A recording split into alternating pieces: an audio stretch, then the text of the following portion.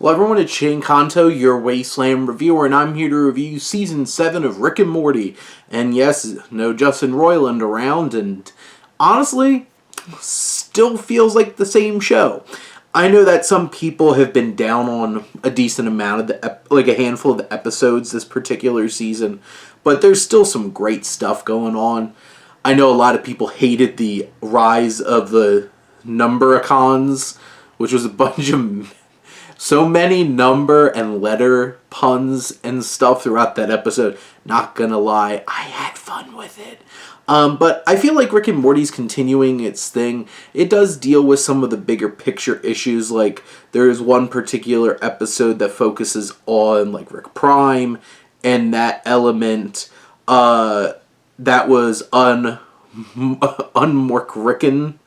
And this season really has some crazy well, every season does, it's Rick and Morty, but there's some episodes, like, you get the return of some characters, like Mr. Poopy Butthole gets a whole, like, first episode dedicated to him.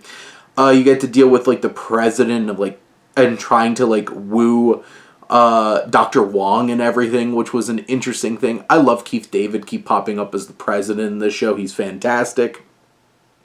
There's some interesting, like, they had a whole entire episode centered around Quado from the Arnold Schwarzenegger action film, and it's just so many weird, like, you have a whole entire episode based around, like, one obscure weird character from Total Recall.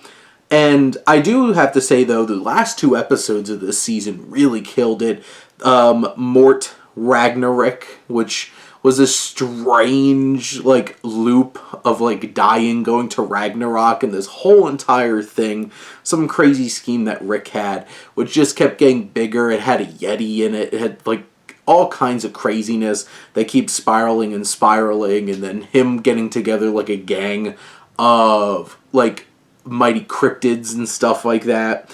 But the last episode, Fear No Mort, is this crazy episode focusing on this fear hole that they fall into that makes you, like, feeds off of your fear, and it's supposed to be this crazy thrill ride, and it gets deep and really starts digging into, like, Rick and Morty's characters.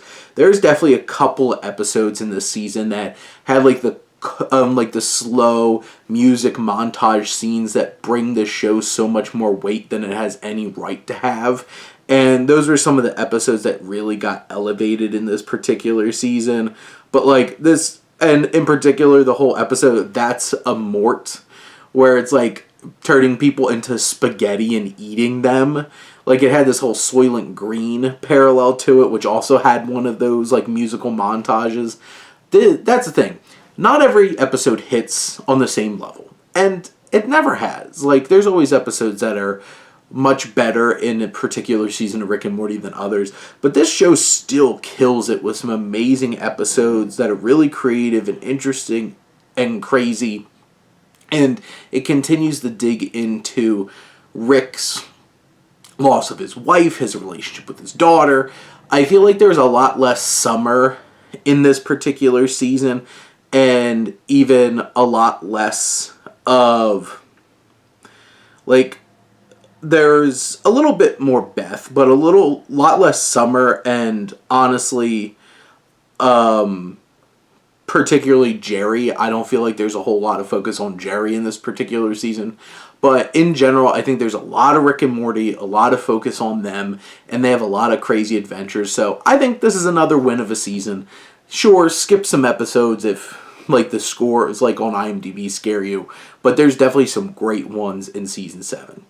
But those are my thoughts on Rick and Morty Season 7. Let me know what you think, and let's talk some TV. But thank you as always for tuning in and supporting your Wasteland reviewer.